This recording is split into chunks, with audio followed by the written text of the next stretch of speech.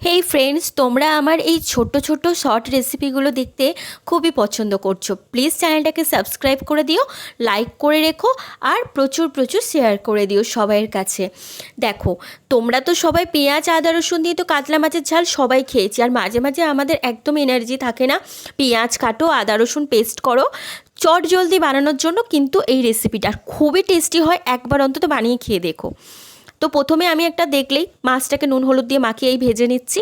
আলুটাকে তো সরু সরু মাছের ঝোলের মতন কেটে নিয়েছি, ওটাও ভেজে তুলে নেব।